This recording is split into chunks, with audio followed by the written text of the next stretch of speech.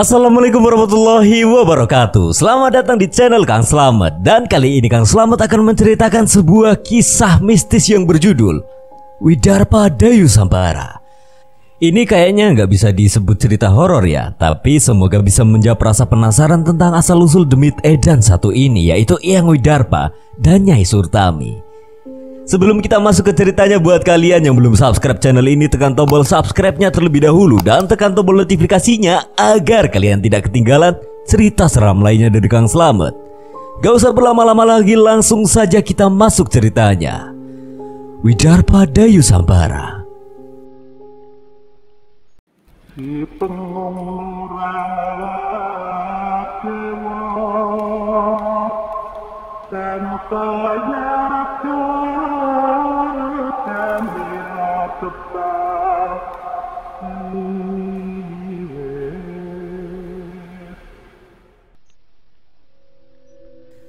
Suara deru peperangan telah berlangsung selama 17 hari.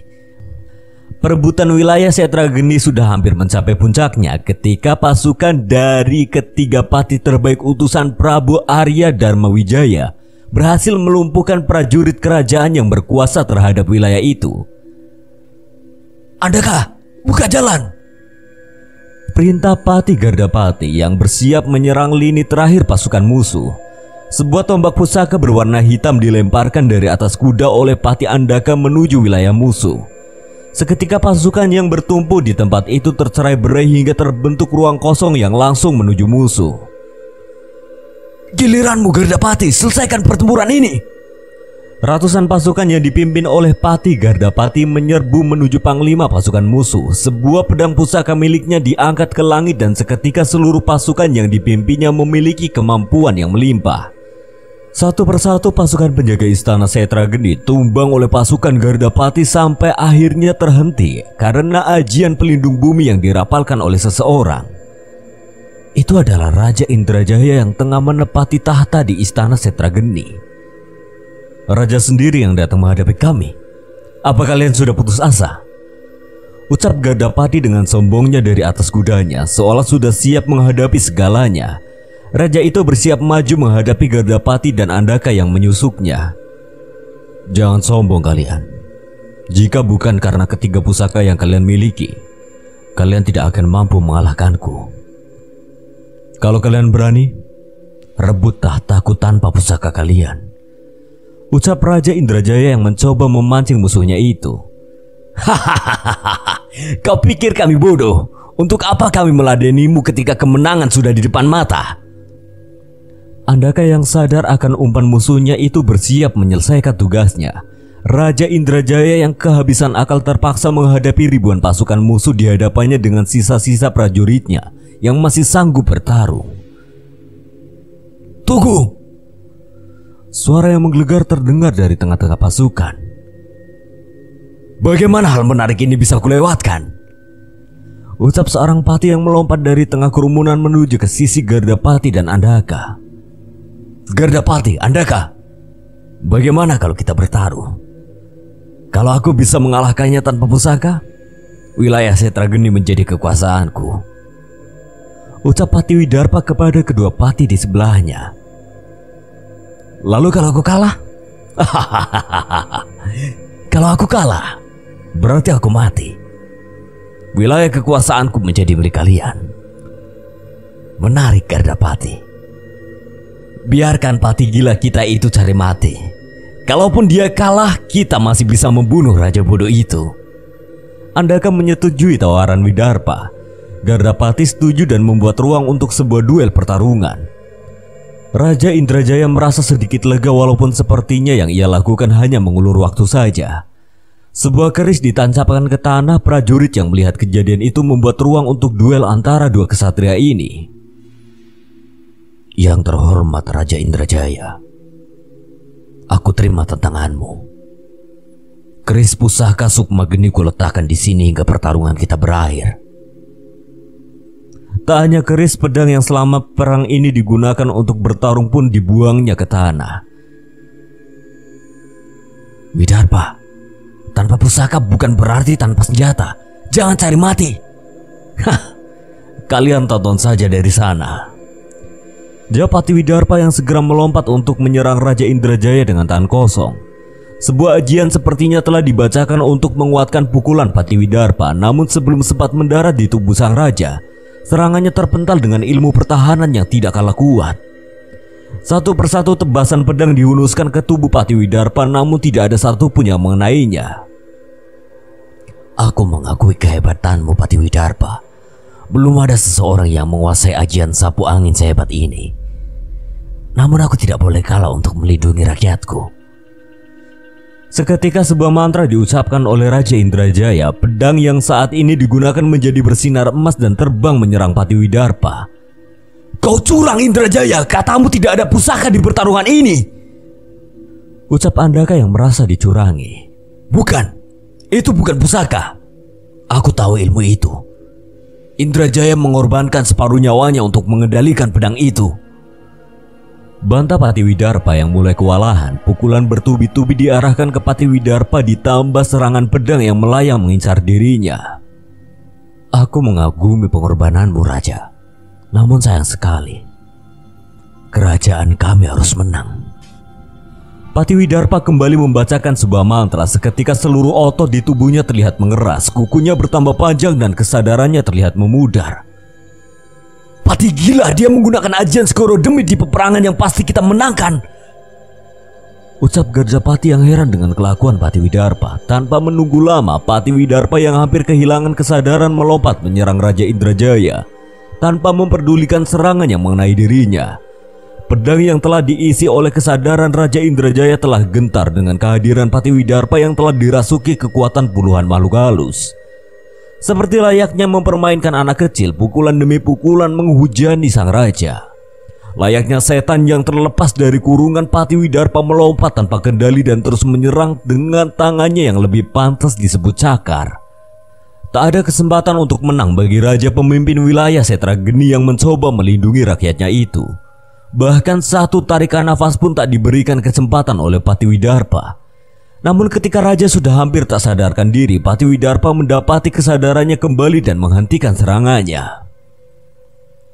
Habisi Widarpa, kita teriakkan kemenangan kita, ucap Gajapati diikuti teriakan pasukan-pasukannya. Sudah cukup, kau sudah kalah.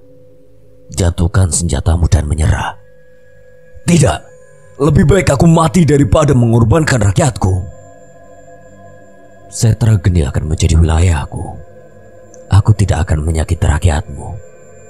Hanya mereka yang turut campur membakar desa kami dan kau yang akan menjadi tawanan kami, ucap Widarpa kepada musuhnya yang sudah sekarat itu. Raja itu berpikir sejenak, sebuah ucapan yang sangat ia tidak duga dari musuh yang mencoba menghabisinya tadi. Baik, aku menyerah. Lakukan apapun padaku, namun jangan sakiti rakyatku. Raja itu menjatuhkan pedang dan mencopot mahkota dari kepalanya. Pati Widarpa mengambil mahkota itu dan mengangkatnya sebagai tanda kemenangan. Hentikan pertempuran, raja kalian sudah menyerah, teriak Pati Widarpa yang segera dipahami oleh anak buah Raja Indrajaya. Semua pasukan kerajaan Dharma Wijaya mundur. Wilayah Setrageni hanya diisi oleh pasukan Widarpa, teriaknya sekali lagi sambil melirik ke arah dua pati lainnya. Kedua pati itu hanya menggelengkan kepalanya seolah tidak percaya dengan apa yang terjadi. Kau gila Widarpa, tapi kuakui kemampuanmu. Pasukan Andaka mundur, teriak Andaka yang merespon isyarat Widarpa. Tak lama setelahnya pasukan Gardapati juga mundur seolah mengakui wilayah itu adalah wilayah Pati Widarpa. Layaknya akhir dari sebuah peperangan, pasukan-pasukan Widarpa menahan petinggi-petinggi musuhnya itu untuk membawanya ke kem tahanan.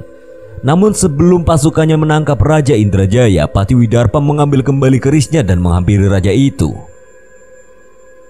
Ini adalah pusakaku, keris Sukmageni, ucap Pati Widarpa yang mengangkat keris itu ke hadapan Raja Indrajaya. Tak berhenti sampai di situ. Ia melukai tangannya dengan keris pusakanya hingga darahnya mengalir di antara bilah keris itu. Seketika darah Pati Widarpa berubah menjadi api dan menetes ke tubuh Raja Indrajaya. Apa ini? Tanya Raja Indrajaya yang bingung dengan apa yang terjadi. Seluruh luka di tubuhnya menghilang, tubuhnya tidak lagi sekarat seolah tidak terjadi pertempuran di antara mereka. Takkan ku biarkan raja yang dicintai rakyatnya mati dengan sia-sia. Keris ini adalah pusakaku. Tidak ada setetes pun dari darah manusia lain yang boleh membasahi keris ini selain darahku. Seolah mengerti niat baik Patiwidarpa, Raja Indrajaya berbalik menghadap pasukannya dan berteriak, "Wilayah Setrageni hanya kuserahkan kepada Patiwidarpa dan juga pasukannya. Seluruh titah darinya adalah titah dariku." Ucap raja itu segera disetujui oleh pasukannya yang melihat kejadian tadi dan tunduk sesuai perintah rajanya yang saat ini menjadi tawanan kerajaan Dharmawijaya. Sudah 3 malam berlalu setelah akhir peperangan perebutan wilayah Setrageni. Sudah 3 hari 3 malam perayaan kemenangan diadakan dengan sangat mewah. Hari ini adalah malam perayaan penghargaan untuk prajurit yang mampu meraih prestasi saat perang. Ketiga posisi tempat untuk pati sudah disiapkan dan segera diisi oleh kedua pati dengan baju kebesarannya masing-masing dan disusul dengan Patiwidarpa yang hanya mengenakan baju santai. Pati Gemblung, beres. Baju kebesaranmu di mana? Pati Gardapati mencoba mengingatkan Patiwidarpa yang terlihat seenaknya. Yang omah, namanya juga baju kebesaran. Kenapa harus aku pakai? Ucap Patiwidarpa dengan santainya sambil mengicipi makanan yang dihidangkan di hadapannya. Pati Andaka yang melihat kelakuannya hanya menggeleng dan mencoba memakluminya. Untuk mengisi malam penghargaan, raja mengundang sekelompok besar pemain gamelan, sinden dan penari untuk menghibur para pejabat di kerajaannya. Perayaan ini berlangsung meriah. Patiwidarpa yang kurang suka dengan kerumunan diam-diam meninggalkan pelataran dan pertunjukan yang meriah itu. Samar-samar Patiwidarpa mencium aroma masakan dari arah pawon kerajaan. Ia mengikuti aroma masakan itu dan sampai ke sebuah ruangan tempat menyiapkan makanan untuk acara. Beberapa tumpuk ayam ingkung yang masih hangat menggoda selera Patiwidarpa. Spontan ia masuk melalui jendela dan menikmati hidangan yang tersedia. Setelah mencicipinya sedikit, Patiwidarpa merasa masakan yang ia makan itu berbeda dari yang biasa ia makan. Nafsu makannya menggila hingga menghabiskan cukup banyak makanan di sana hingga sebuah centong nasi melayang ke arah kepalanya. Siapa kowe? Ngapain di sini? Maling makanan ya?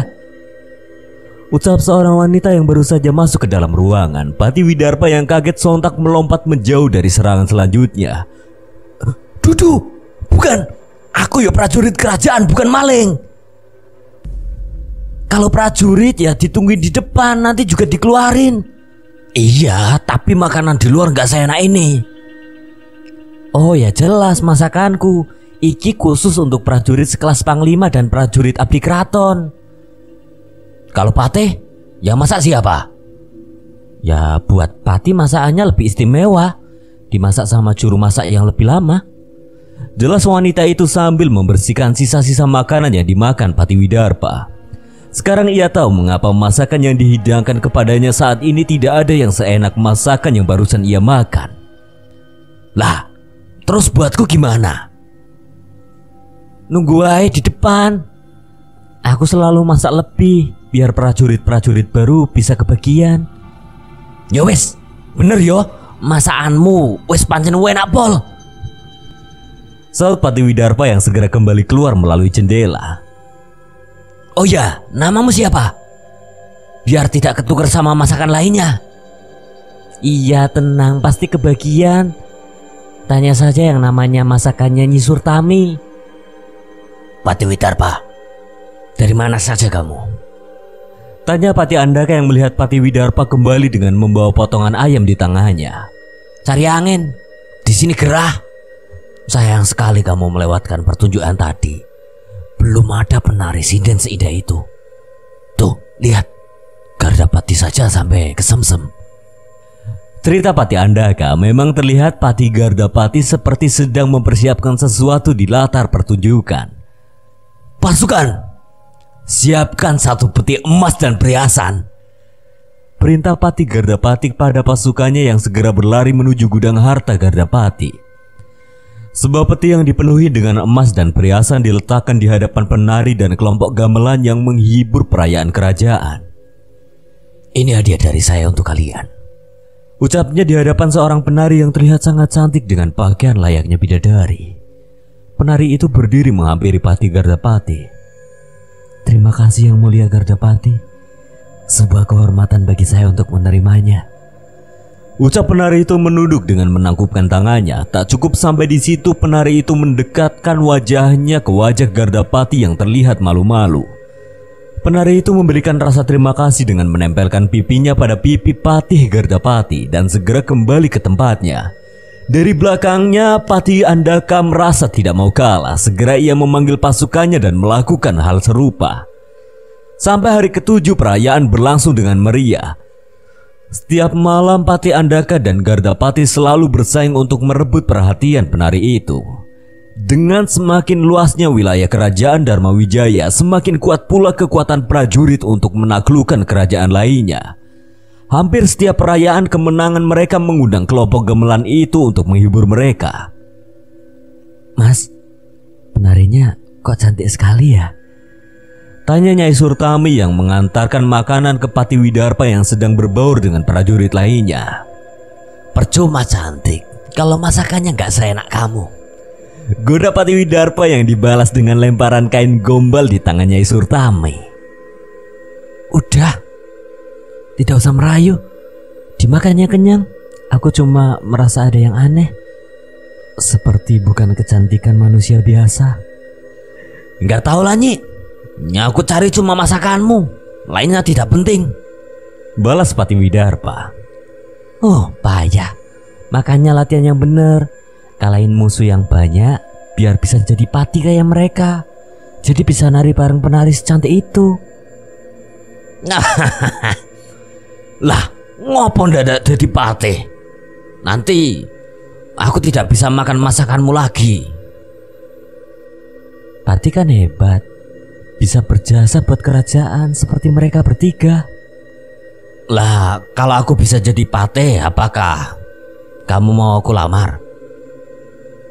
Ya jelas mau, tapi jangan mimpi ketinggian, jatuhnya sakit. Balas Nyai Surtami sambil meninggalkan gerombolan prajurit dengan membawa piring-piring yang sudah dibereskan. Patih Widarpa hanya menahan tawa sambil meneruskan makannya. Esoknya terdengar kabar bahwa kelompok gamelan sudah tidak lagi menampilkan pertunjukan untuk malam-malam berikutnya. Hal ini membuat Patih Andaka dan Patih Gardapati merasa gelisah. Mereka mencari tahu dengan mengirimkan pasukannya kepada kelompok gamelan itu hingga tersebutlah syarat yang mengherankan. Kelompok gamelan Alas Kamulan dan seluruh anggotanya akan memainkan pertunjukan apabila kerajaan membayar mereka dengan 27 pasang telinga. Hal ini terdengar mengerikan. Namun para pejabat kerajaan mengira kelompok gamelan ini memiliki dendam dengan tawanan perang yang baru saja dikalahkan oleh kerajaan Dharma Wijaya. Sehingga mereka memutuskan mengabulkan keinginan kelompok gamelan tersebut dengan mengorbankan para tawanan perang. Puas dengan hadiah yang diberikan, di pertunjukan malam ini sang penari tak segan-segan menghibur kedua patih. Menemaninya menari hingga bergantian mendampingi di tempat duduk kedua patih. Seperti terhipnotis dengan kecantikan sang penari, tepat sebelum pertunjukan berikutnya, Patih Gardapati memberanikan diri menghampiri sang penari. Apa yang kau minta untuk mau menemaniku di istanaku malam ini? Tanya Gardapati pada penari itu. Wanita penari itu tersenyum manis, namun ucapannya tidak semanis senyumannya. 32 jari kelingking wanita perawan. Letakkan pada sebuah peti dan letakkan di belakang latar panggung sebelum pertunjukan usai. Maka malam ini aku milikmu.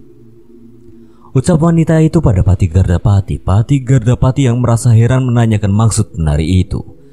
Namun penari itu hanya tersenyum dan meninggalkan Gardapati.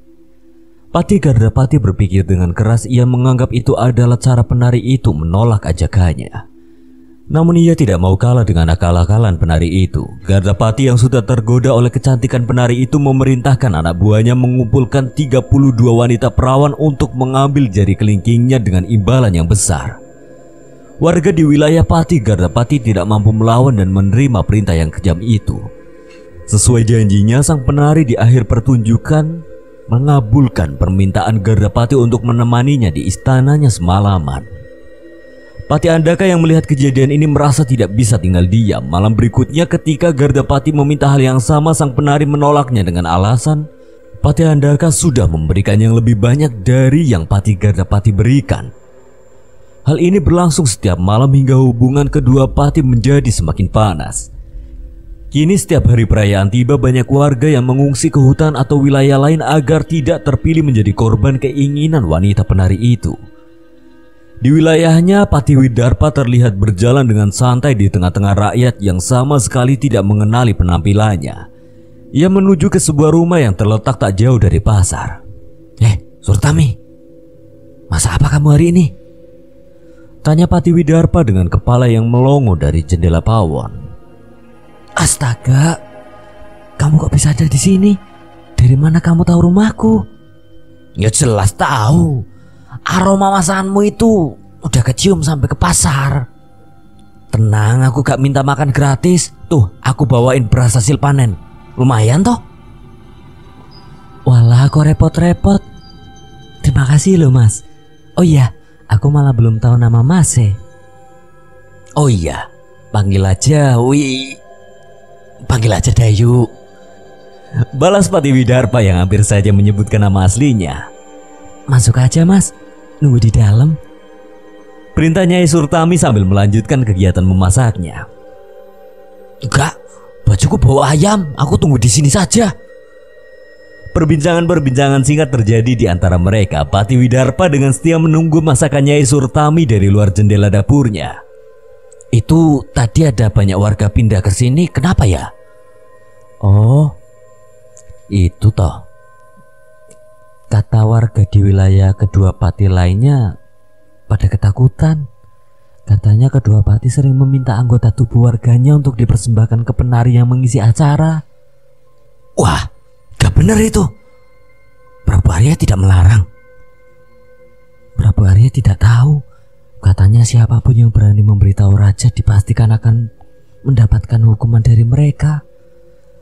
Mendengar cerita Nyai Surtami, Pati Widarpa menjadi geram. Setelah meninggalkan rumah Nyai Surtami, Pati Widarpa memerintahkan anak buahnya untuk menyiapkan tempat bagi para warga yang memasuki wilayahnya untuk mencari keamanan.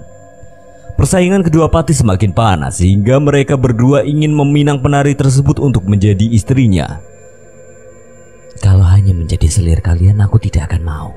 Kecuali salah satu dari kalian bisa menjadikanku permaisuri di kerajaan ini. Ucapan penari itu mengakibatkan sebuah pergolakan besar. Pati Gardapati dan Pati Andaka mempersiapkan seluruh pasukan dan sumber dayanya untuk pemberontakan.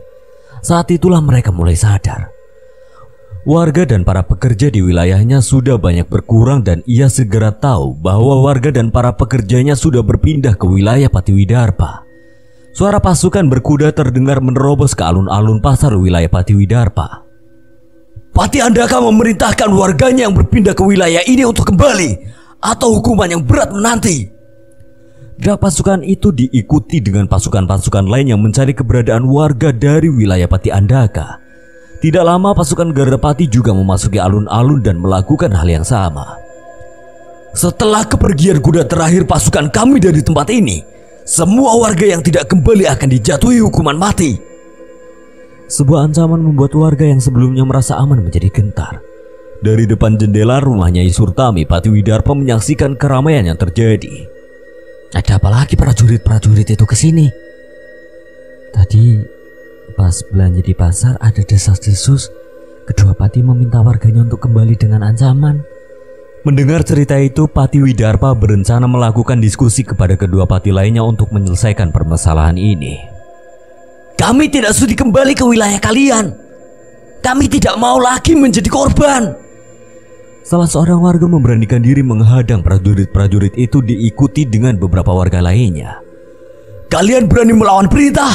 Hukuman bagi pengkhianat kerajaan adalah mati. Kami tidak berkhianat pada Prabu Arya Dharmawijaya. Kami melindungi diri dari perbuatan kejam kalian. Sekali lagi seorang warga mencoba melawan, namun dibalas dengan sebuah tendangan yang membuatnya tersungkur.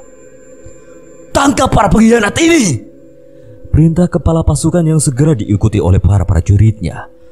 Prajurit mencoba menangkap warga pelarian tersebut, namun dibalas dengan perlawanan sehingga terjadi perkelahian di sana. Pati Widarpa yang segera melihat kejadian itu langsung berlari menghampirinya. Dayu, ngapain kamu? Jangan nekat! Teriak Nyai Surtami yang segera mengejarnya. Pukulan demi pukulan dilontarkan ke warga yang mencoba melawan. Namun mereka masih bersikukuh untuk tinggal di sana hingga salah satu prajurit menarik pedang dan bersiap menghunuskannya. Namun gerakannya tertahan oleh tendangan dari Pati Widarpa. Hentikan! Tugas prajurit adalah melindungi rakyat, bukan menyakiti mereka! Teriak Pati Widarpa membelakangi warga yang dianiaya. Prajurit tidak sadar dengan identitas Pati Widarpa. Penampilannya yang lusuh membuat mereka mengira ia adalah salah satu dari rakyat kecil di sana. Satu lagi pengkhianat. Habisi mereka! Sekelompok prajurit mencoba menyerang Pati Widarpa yang berdiri melindungi warganya. Dayu, lari! Terlihat wajahnya Nyai Surtami terlihat cemas dengan apa yang terjadi pada Pati Widarpa. Dengan ilmu bela diri yang ia miliki, tak satupun pedang dari pasukan Andakan dan Gardapati yang dapat menyentuhnya. Dengan sekali sapuan kaki, sekumpulan pasukan yang menyerangnya terpental tanpa mampu bertahan. Mendengar keributan ini, perlahan pasukan Pati Widarpa berdatangan dan bersiap menghentikan keributan. Salah satu pemimpin prajurit itu turun dari kuda dan berlutut memberikan hormat kepada Pati Widarpa. Maafkan hamba, Pati. Hamba tidak mampu menyadari keributan ini hingga harus Pati sendiri yang turun tangan. Sudah, bangun. Ini bukan salahmu, ucap Pati Widarpa. Seluruh warga dan prajurit suruhan Andaka dan Gardapati tidak percaya dengan kejadian itu. Terlebih Nyai Surtami yang selama ini mengira Pati Widarpa hanya salah satu prajurit kelas bawah yang bahkan masih sering meminta makan.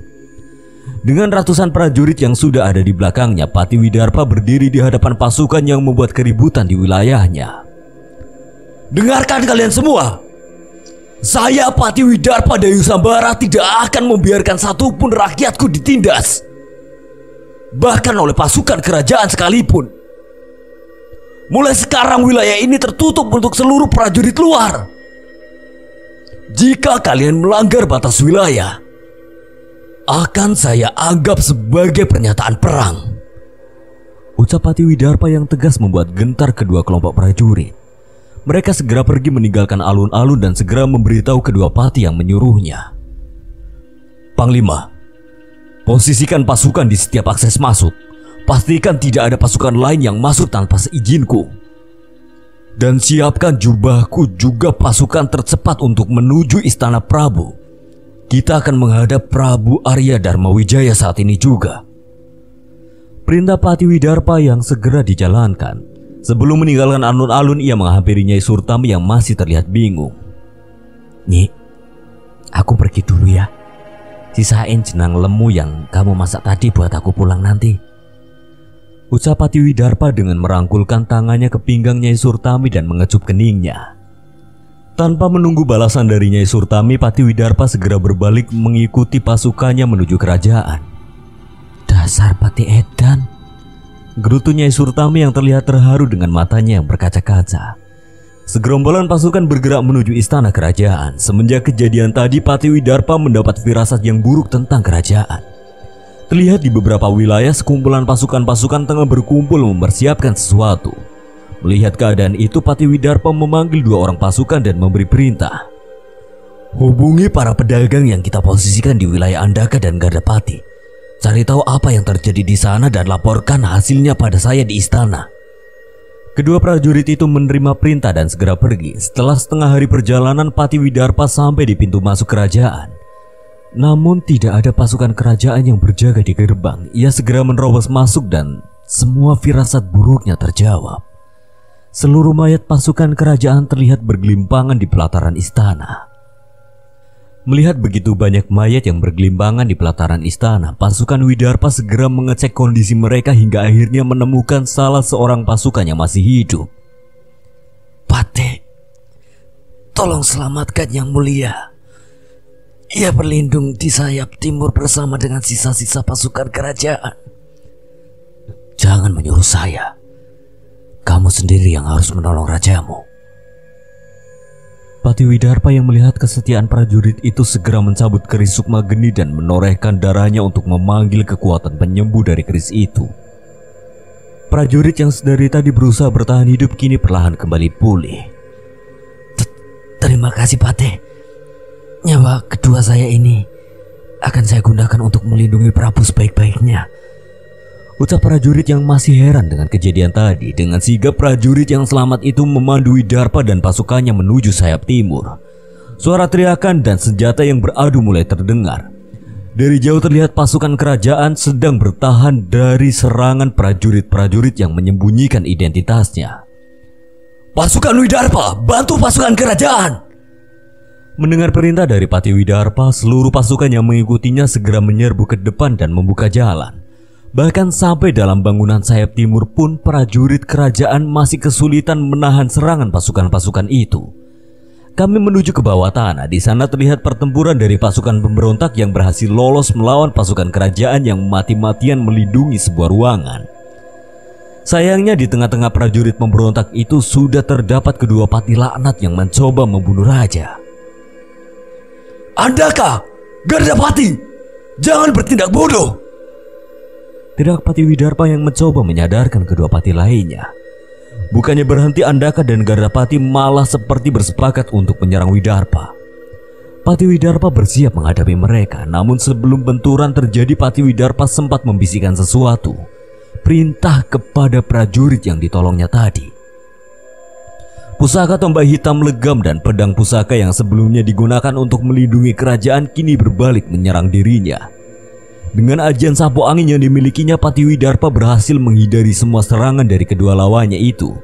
Namun ketika tombak Andaka menghujam ke tanah, Pati Widarpa kehilangan pijakan dan tebasan pedang milik Gardapati berhasil menusuk bagian perut Pati Widarpa. Seandainya kamu tidak ikut campur, kamu tidak perlu mati seperti ini, ucap Gardapati yang merasa sombong setelah berhasil melumpuhkan Widarpa.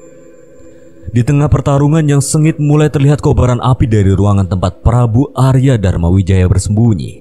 Andaka dan Gardapati yang masih mencoba memberikan serangan terakhir untuk Widarpa merasa heran dengan kejadian itu. Kau yang memerintah untuk membakar ruangan raja? Bukan, itu bukan perintah dariku.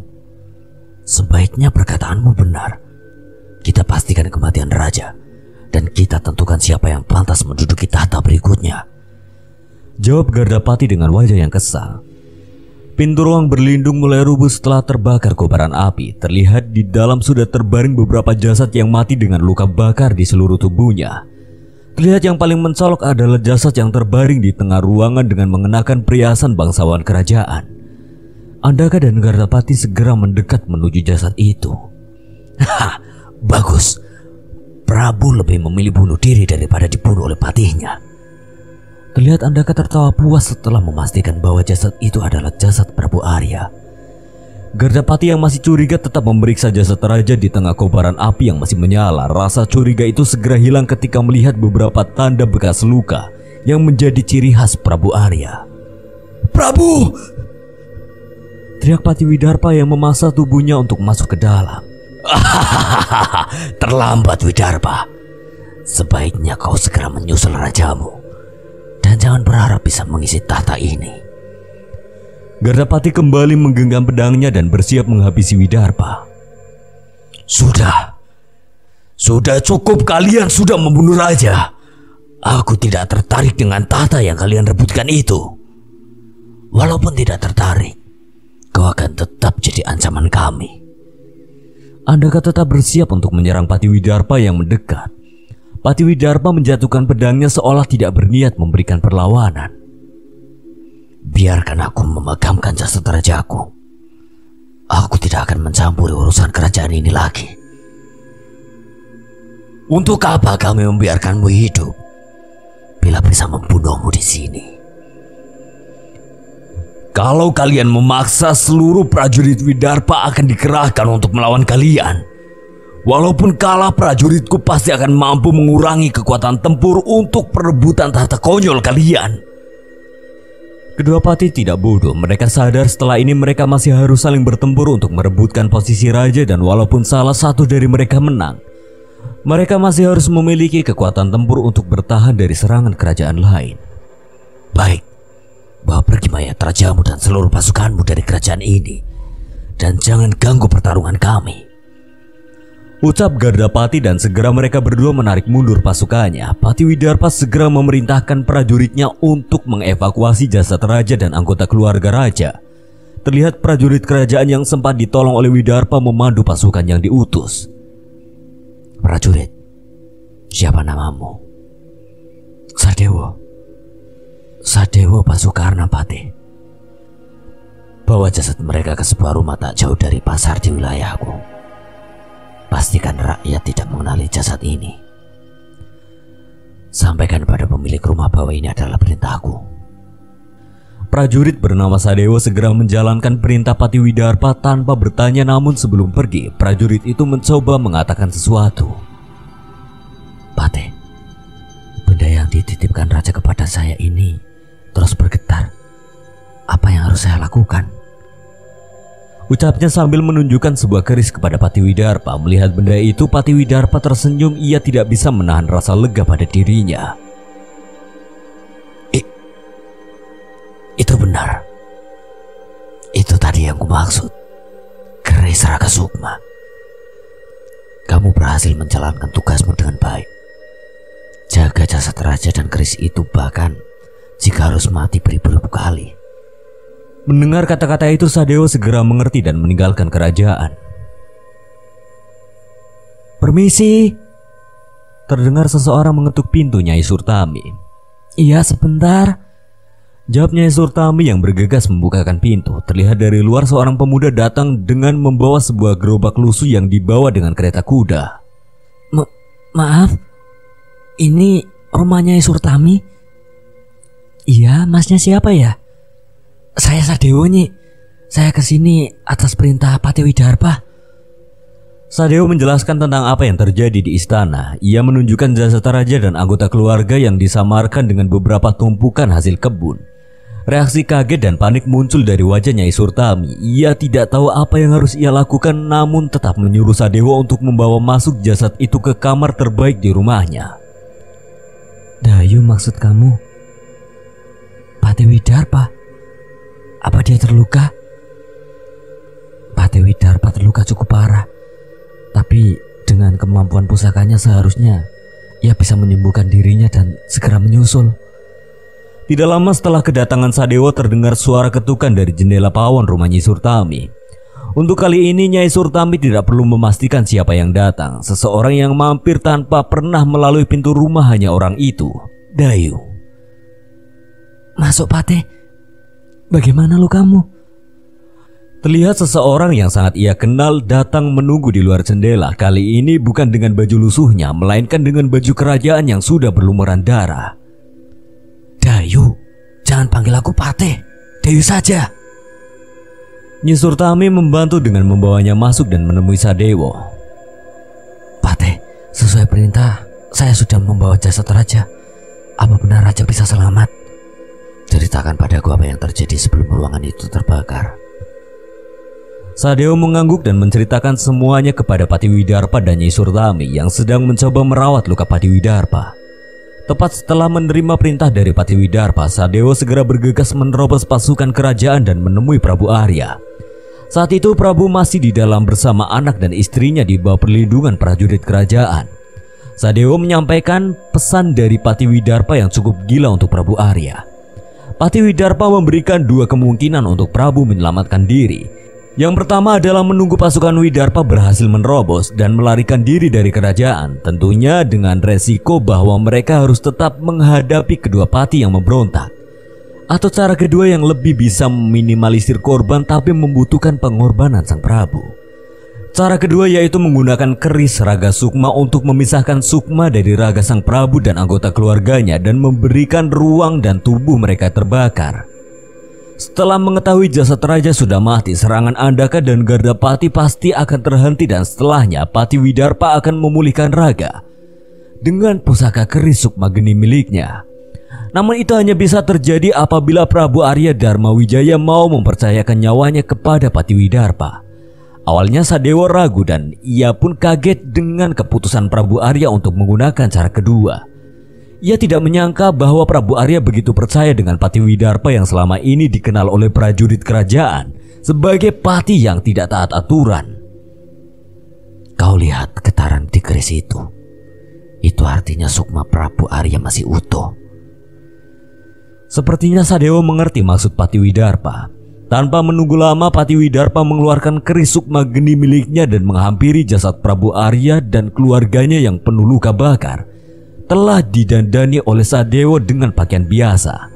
Dengan darah yang menetes dari lukanya, keris sukma geni miliknya mengeluarkan api yang menetes ke tubuh Prabu Arya dan anggota keluarganya. Perlahan luka bakar di raga itu mulai pulih. Setelah melihatnya, Sadewa dan Nyai Surtami merasa lega. Ia pun meminta mereka untuk meninggalkan ruangan untuk membiarkan Pati Widarpa menyelesaikan ritualnya. Sadewa dan Nyai Surtami menunggu dengan cemas di luar kamar. Mereka sama sekali tidak berani mengusik apa yang dilakukan oleh Pati Widarpa. Sampai ketika menjelang subuh, seseorang keluar dari kamar itu. Hormat saya yang mulia. Sadewa mendadak berlutut melihat sesosok yang sangat ia kenal keluar dari ruangan. Nyai Surtami pun tak mampu berbicara. Ia hanya berlutut mengikuti apa yang Sadewa lakukan. Sudah, kalian semua berdiri. Rasa terima kasih saya tidak akan cukup untuk membalas kalian, ucap Prabu Arya yang keluar dari kamar tanpa luka sedikit pun. Kehormatan bagi saya, abdi kerajaan untuk bisa berguna bagi Prabu. Sekarang cukup dengan formalitas ini. Bantu saya merawat Pati Widarpa. Dia menggunakan terlalu banyak darah untuk menyelamatkan kami, ucap Prabu yang segera memberikan arahan untuk Sadewa dan Nyai Surtami. Nyai Surtami terlihat cemas, namun dia sadar akan posisinya yang hanya rakyat kecil di hadapan para pejabat-pejabat yang saat ini menempati rumahnya. Ternyata kamu bidadari yang sering diceritakan oleh Widarpa, tanya Prabu Arya kepada Nyai Surtami yang masih tidak tahu bagaimana harus bersikap. Maafkan hamba yang mulia. Hamba tidak mengerti maksud yang mulia. Ya sudah, bantu saya siapkan air hangat dan beberapa rebusan obat. Nanti saya ceritakan di dalam. Oh iya, Widarpa juga menanyakan jenang lembu jatahnya. Nyai Surtami yang mendengar ucapan terakhir Prabu Arya mulai tersenyum tipis dengan air mata haru yang menetes di matanya. Ia segera mempersiapkan segala sesuatu yang diminta dan mengantarkannya ke kamar. Seorang wanita terlihat sedang merawat Widarpa. Itu adalah Ratu Kerajaan Dharma Wijaya, Nyai Sari, istri dari Prabu Arya, dan di sebelahnya seorang lagi anak kecil yang tidur lelap, Pangeran Surya Dharma Wijaya. Nyai Surtami mengantarkan obat-obatan yang ia buat dan air hangat untuk mengobati Pati Widarpa dan segera bersiap meninggalkan ruangan. Nyai Surtami, jangan keluar. Di sini saja. Ada yang mau saya ceritakan, perintah Prabu Arya. Nyai Surtami menuruti ucapan Prabu Arya. Sembari Nyai Sari merawat Pati Widarpa dengan obat-obatan dan ilmunya, Prabu Arya menceritakan sesuatu yang memang untuk didengar oleh Nyai Surtami. Ternyata walaupun Pati Widarpa dikenal dengan pati yang sering bolos dan tidak taat aturan, dia sering datang ke jendela ruang raja untuk menceritakan apapun, mulai dari kondisi rakyatnya, musuhnya, hingga akhir-akhir ini tentang seorang wanita. Widarpa pernah protes kepada saya. Mengapa jatah makanan panglima dan prajurit di pesta lebih enak dari yang dihidangkan untuk Pati? Rupanya bukan dari menu masakannya, melainkan dari rasa masakan yang dibuat oleh Nyai Surtami ini. Awalnya raja ingin memerintahkan juru masak kerajaan untuk menyuruh Nyai Surtami memasak untuk Pati. Namun Widarpa lebih rela masakan Nyai Surtami dinikmati oleh prajurit-prajurit yang sudah berjuang banyak untuk kerajaan, namun belum tentu mendapatkan balasan yang sebanding. Maafkan saya yang mulia. Sampai kejadian kemarin saya tidak mengira bahwa Dayu ternyata adalah seorang pati kerajaan yang menguasai wilayah tempat saya tinggal. Widarpa memang seperti itu. Dia tidak ingin orang mengenalnya sebagai pati. Katanya, ia ingin bebas hidup di wilayahnya tanpa dipusingkan dengan jabatannya. Cukup panjang Prabu Arya menceritakan mengenai kekaguman Patiwidarpa kepada Nyai Surtami. Cerita itu juga membuat Sadewa Basukara yang mendengarnya semakin menghormati Pati yang selama ini dikenal berandalan. Sudah Yang Mulia, jangan buat saya lebih malu lagi. Sebuah suara lemah muncul dari sisi belakang kamar. Terlihat Patiwidarpa sudah mulai tersadar dan mencoba duduk. Melihat Patiwidarpa sudah mulai sadar, matanya Nyai Surtami terlihat berkaca-kaca. Cerita dari Prabu Arya membuatnya tidak ragu lagi dengan perasaan Patiwidarpa. Maafkan hamba Yang Mulia. Hamba hanya mampu menyelamatkan raja dengan cara yang sangat menyakitkan ini. Tidak, ini adalah cara terbaik. Aku sendiri bahkan tidak pernah terpikirkan cara ini. Aku berhutang nyawa padamu. Apa rencana kita setelah ini Yang Mulia? Pasukanku tidak akan mampu mengalahkan seluruh pasukan kedua pati itu. Prabu Arya berpikir sejenak. Ia tidak mampu menemukan cara untuk kembali merebut tahta kerajaan yang saat ini kosong. Widarpa, aku tidak peduli dengan tahtaku saat ini. Yang terpenting selamatkan warga dari pertempuran yang tidak ada artinya ini. Prabu Arya mencoba mencari kemungkinan terbaik yang bisa dilakukan. Baik Yang Mulia, saya akan memerintahkan pasukan untuk mengevakuasi warga ke satu tempat yang paling aman, wilayah Istana Setrageni. Pate, bukannya itu wilayah yang baru saja kalian taklukkan? Apa kamu yakin itu aman? Mohon maaf atas kelancangan saya Yang Mulia. Saya akan mengakui sesuatu. Patiwidarpa mencoba menceritakan sesuatu hal yang belum diketahui oleh raja. Setelah berhasil menaklukkan wilayah Setrageni, rupanya Patiwidarpa tidak menghukum mati Raja Indrajaya yang ditangkap sebagai tawanan perang. Ia mengembalikan tahtanya dengan meletakkan prajurit kepercayaan Patiwidarpa untuk menduduki posisi penting di kerajaan itu, untuk membereskan pejabat-pejabat yang menyebabkan pertempuran dua kerajaan itu terjadi. Hal ini ia lakukan karena ia merasakan rasa cinta raja pada rakyatnya mengingatkannya kepada Prabu Arya. Sehingga saat ini kerajaan itu tetap berdiri atas perlindungan Patiwidarpa. Mendengar cerita itu, Prabu Arya semakin kagum dengan Patiwidarpa. Ia memutuskan untuk mengikuti semua rencananya untuk mengevakuasi rakyatnya. Yang Mulia, saat perjalanan saya minta kita semua tetap menyamar sebagai rakyat. Tidak boleh ada seorang pun yang menyadari karena saya tidak memiliki kemampuan untuk melindungi Prabu lagi. Apa maksudmu Widarpa? Kau salah satu pati terkuat dan tersakti yang kumiliki. Rupanya untuk memulihkan seluruh raga Prabu Arya dan keluarganya yang seharusnya telah mati, Patiwidarpa mengorbankan seluruh kesaktiannya untuk menyalakan api terkuat dari keris Sukmageni. Tidak mungkin Widarpa. Pengorbananmu terlalu besar. Kita harus mencari cara untuk mengembalikan kesaktianmu. Patiwidarpa terlihat sedikit cemas, tidak mudah untuk mendapatkan kesaktiannya kembali. Tidak Prabu, terlalu sulit kesaktian saya didapatkan dari suatu tempat yang sulit dijangkau. Lagi pula, saya memang selalu siap untuk menjadi rakyat biasa. Beritahu kepadaku, dari mana kesaktianmu didapat? Empu dan sesepuh kerajaan di luar sana akan membantumu. Tidak semudah itu Yang Mulia. Ilmu saya berasal dari alam yang hanya dapat terhubung dengan syarat yang tidak mudah. Nama tempat itu Jagat Segoro Demit.